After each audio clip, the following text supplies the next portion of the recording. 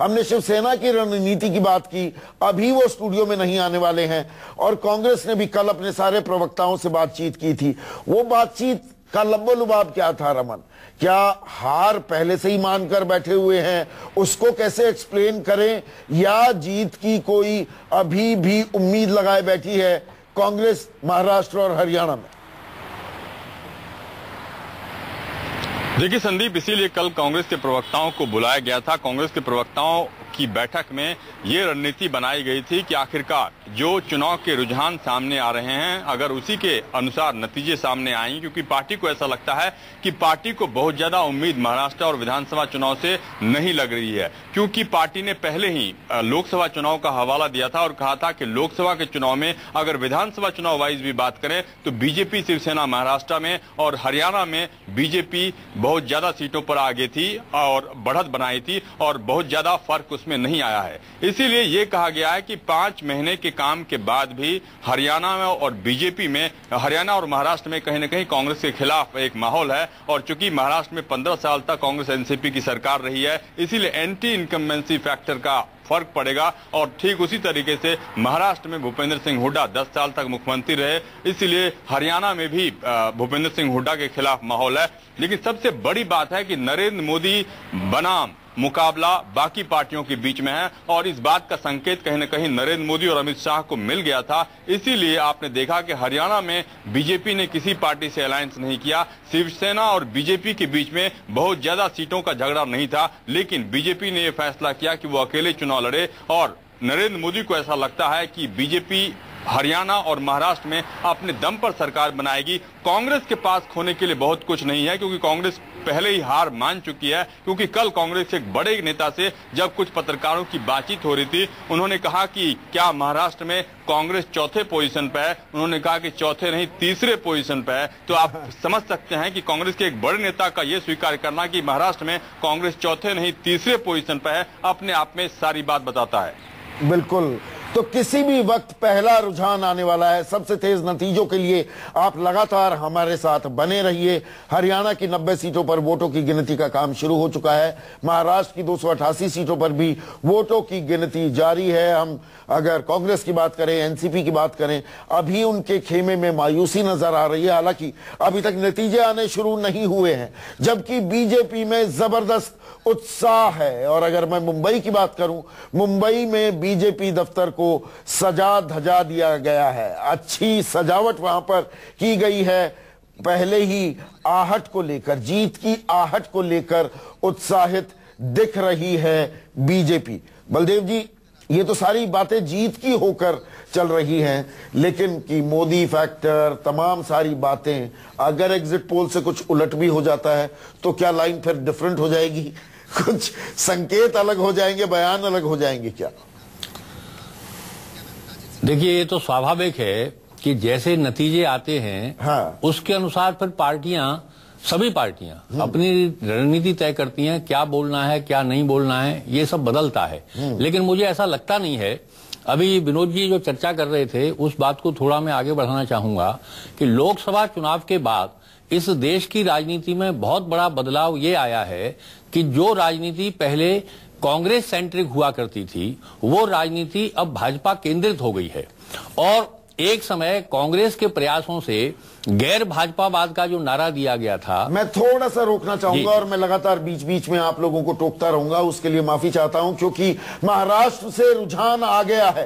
पहले रुझान आ रहे हैं, 2 सीटों के रुझान हमें मिल रहे हैं और दोनों ही सीटों पर शिवसेना आगे है। फिर बता दूं, ये रुझान है, अभी नतीजे जब तक नहीं आते पूरी तस्वीर साफ नहीं होगी। हालांकि जैसे जैसे रुझान आने का सिलसिला आगे बढ़ेगा, रफ्तार पकड़ेगा, तो हमें अंदाजा भी लगने लगेगा कि ऊंट किस करवट बैठ रहा है। बलदेव जी, तो जो कांग्रेस के प्रयासों से और धर्मनिरपेक्षता के नाम पर गैर भाजपावाद का नारा दिया गया था, उस राजनीति की अब हवा निकल गई है। और देश में जनता अब सांप्रदायिकता या धर्मनिरपेक्षता के मुद्दे को बहुत महत्व नहीं देती है। जनता इस बात को महत्व देती है कि इस देश में हमारी खुशहाली, देश की सुरक्षा और आंतरिक रूप से अमन चैन कौन ला सकता है, कौन पार्टी दे सकती है, ये उसके लिए अहम हो गया है। और मोदी ने ये विश्वास उनके अंदर जो जगाया, उसी का नतीजा है कि पिछला चुनाव सब प्रकार के जाति पंथ के भेद से ऊपर उठकर लड़ा गया और भारतीय जनता पार्टी के लिए जिन वर्गों को बिल्कुल एक तरह से अछूत या विद्वेषी माना जाता था, उनका भी भारतीय जनता पार्टी को बड़ा समर्थन मिला है। बिल्कुल। तो शिवसेना पहला रुझान है, और ये रुझान है, यहां पर मैं ये भी बता दूं कि दरअसल असल वोटों की गिनती का काम अभी नहीं शुरू हुआ है। ये पोस्टल बैलेट्स जो होते हैं उनकी सबसे पहले गिनती होती है, और जो रुझान आ रहा है उसमें शिवसेना 2 सीटों पर आगे है, जबकि हरियाणा का भी पहला रुझान आ गया है, और पहले रुझान में इनेलो का जो चश्मा है वो आगे बढ़ता दिख रहा है। INLD, Indian National Lok Dal 1 seat पर आगे है। विनोद। हाँ, ये जिसे आपने कहा बलदेव जी ने, देखिए जो पॉलिटिशियन होता है वो सबसे बड़ा सेफोलॉजिस्ट होता है मेरी नजर में, आपसे भी और मेरे से भी। बिल्कुल, क्योंकि उसका काम उसको पता है कि मैं जीत रहा हूं या हार रहा हूं। तो इसलिए यहां दोनों प्रदेशों में सवाल सिर्फ इतना है कि भारतीय जनता पार्टी अपने दम पे सरकार बनाएगी या किसी की सहयोग लेके सरकार बनाएगी। अगर दोनों असेंबलीज में हंग वर्डिक्ट आता है, अगर संपूर्ण बहुमत नहीं मिलता है, तो उसके चलते मैं समझता हूं थोड़ा सा व्यक्तिगत सदमा होगा माननीय प्रधानमंत्री के लिए, क्योंकि उन्होंने अपना पर्सनल स्टेक बहुत इन्वेस्ट कर दिया इन दोनों स्टेट्स में। ऐसा कभी हमने देखा नहीं था पहले।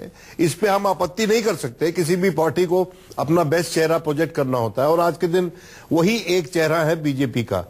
दूसरी बात की एक और रुझान हमें मिल रहा है महाराष्ट्र का, यहां पर बीजेपी ने बढ़त बनाई है। ये रुझान है, तो 1 सीट पर बीजेपी आगे, बीजेपी का गठबंधन, छोटी छोटी 3-4 पार्टियां उनके साथ जुड़ी हुई हैं, जबकि शिवसेना 2 सीटों पर आगे, 288 में से 3 सीटों के रुझान हमें मिल रहे हैं महाराष्ट्र के, जबकि हरियाणा में 90 में से 1 सीट का रुझान है, वहां पर INLD आगे है। विनोद।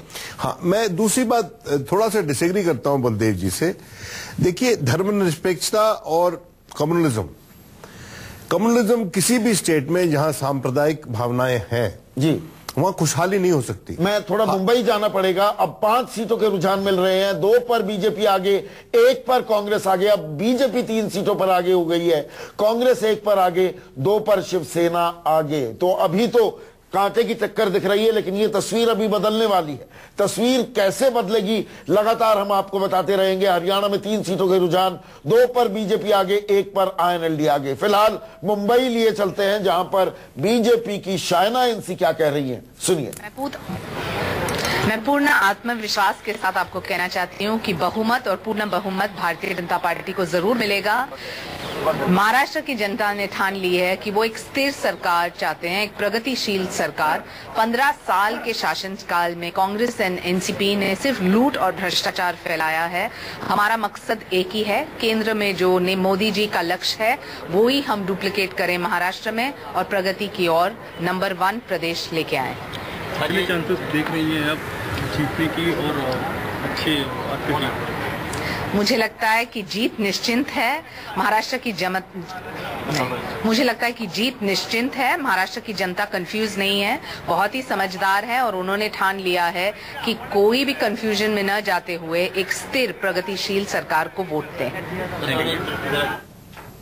तो वही बातें, ये तमाम इसी तरह की अभी बातें आएंगी। और आप देखिएगा, सबसे जो दिलचस्प बात होती है, और मेरे से ज्यादा चुनाव कवर किए हैं खुद विनोद शर्मा ने भी, ये बयान बड़े बदलने लगते हैं। बहुत हमने देखा है लोग ट्रेडमिल पर भागते हुए, विक्ट्री का साइन डालते हुए, उसके बाद ताले भी लग जाते हैं, दरवाजे बंद हो जाते हैं। कुछ दरवाजे जो बंद होते हैं वो खुल जाते हैं। जहां मायूसी घर कर जाती है, वहां पर अचानक आप पाएंगे कि पटाखे फूटने लगते हैं और तालियां बजने लगती है, और मुस्कुराहट फिर से वापस आ जाती है। और यही मजा है इस मेले का। ये सबसे बड़ा मेला है, प्रजातंत्र का मेला है चुनाव, और इसमें जनता किसको सत्ता पर बिठाती है, किसको बाहर निकाल फेंकती है, जनता जनार्दन का आज का दिन होता है। बाद में नेता आपको जाने ना जाने, पहचाने ना पहचाने, आपकी बात माने ना माने, वो बाद की बात हो जाती है। लेकिन आज का दिन प्रजातंत्र का दिन, मेले का दिन, जनता जनार्दन का दिन है। और हरियाणा में 3 सीटों के रुझान मिल रहे हैं। बीजेपी 2 पर आगे, INLD 1 पर आगे। महाराष्ट्र में अब हमें 7 सीटों के रुझान मिल रहे हैं, और 3 पर बीजेपी आगे, बीजेपी का गठबंधन आगे, 1 पर कांग्रेस, 2 पर शिवसेना आगे है, जबकि एनसीपी ने भी एक सीट पर बढ़त बना ली है। सिद्धांत हमारे साथ लगातार बने हुए हैं। सिद्धांत, एक और चीज जरा मुझे ये समझाइएगा कि जो ये अलग अलग चलकर सबने अकेला चलो का राग तो अलाप लिया, लेकिन बीजेपी ने जो ये छोटे छोटे दल, शिव संग्राम पार्टी हो, रिपब्लिकन समाज पार्टी हो, ये जो तमाम छोटे छोटे दल, किसी की ओबीसी में पैठ है, किसी की मराठी वोट बैंक में पैठ है, वहां पर जो गठबंधन किया उसका कितना असर दिखेगा आज के चुनावी नतीजों में?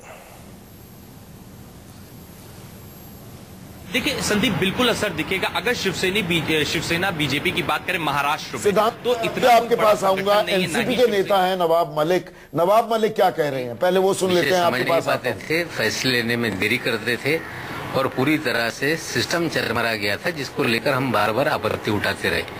उन्होंने अपनी इमेज बनाने के चक्कर में कांग्रेस पार्टी को भी पूरी तरह से ध्वस्त करने का काम किया और षड्यंत्र करते रहे कि एनसीपी को बदनाम किया जाए। हमें लगता है जो भी दोनों पार्टियों को नुकसान हुआ है वो पृथ्वीराज चौहान जी की वजह से हुआ। गठबंधन को लेकर बीजेपी के साथ बातें आपने क्या की? हमने साफ कर दिया है कि हम विपक्ष में बैठने के लिए तैयार हैं। अगर कोई त्रिशंकु विधानसभा बनती है तो विचार किया जा सकता है, लेकिन विचारों से कोई समझौता नहीं होगा। इनसे हमारे विचार मेल नहीं खाते, ऐसे लोगों के साथ कोई सरकार में शामिल होने का एनसीपी का इरादा नहीं है। मराठी में गेले 3 वर्षापासून महाराष्ट्रामध्ये पृथ्वीराज चव्हाण मुख्यमंत्री झाल्यानंतर या महाराष्ट्र तो नवाब मलिक क्या कुछ कह सकते हैं इसके अलावा कि नहीं बीजेपी के साथ नहीं जाएंगे?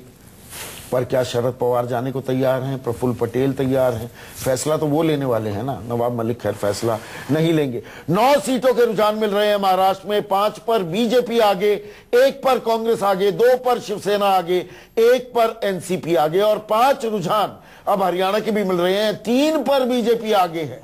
ये कहानी कुछ दिख रही है क्या? 3 पर बीजेपी आगे, 1 पर कांग्रेस आगे, 1 पर आईएनएलडी आगे। 5 सीटों के रुझान हरियाणा में, 9 सीटों के रुझान महाराष्ट्र में मिल रहे हैं। सिद्धांत, जो मैंने आपसे सवाल पूछा, जो ये गठबंधन बनाया छोटी पार्टियों के साथ, वो कितना बड़ा फैक्टर है बीजेपी के लिए महाराष्ट्र में? देखिए अगर शिवसेना बीजेपी की बात करें, जैसा कि मैंने आपको बताया, इन दोनों पार्टियों को कोई खास संगठन नहीं है। महाराष्ट्र में कुछ खास कैडर नहीं है। शिवसेना मुंबई और थाने तक ही सीमित है, थोड़ा बहुत कोंकण में। वही हालत बीजेपी की है, विदर्भ के साथ साथ कुछ इलाकों में। अगर आप राष्ट्रीय समाज पक्ष की बात करें, जो कि राजू शेट्टी की पार्टी है, राजू शेट्टी वो शख्स है जो सीधा शरद पवार को चुनौती देते हैं राजनीति के अखाड़े में, जिसका एक बहुत बड़ा लाभ होगा बीजेपी को। नरेंद्र मोदी ने कई रैलियां की पश्चिम महाराष्ट्र में, जो कि शरद पवार का गढ़ माना जाता है, जिसके चलते आप रुझानों में भी देख सकते हैं कि राष्ट्रीय समाज पक्ष और तमाम जो सहयोगी पार्टियां वो आगे चल रही हैं पश्चिम महाराष्ट्र में। इसी के साथ जो आरपीआई है, रामदास अठावले की पार्टी है, जिनको 10% सरकार में हिस्से की बात कही गई है, तो जो दलित वोट बैंक है, जो कि जिसकी एक बहुत ज्यादा जरूरत है बीजेपी को महाराष्ट्र में एक बहुत बड़ा तबका है उस वोट बैंक का।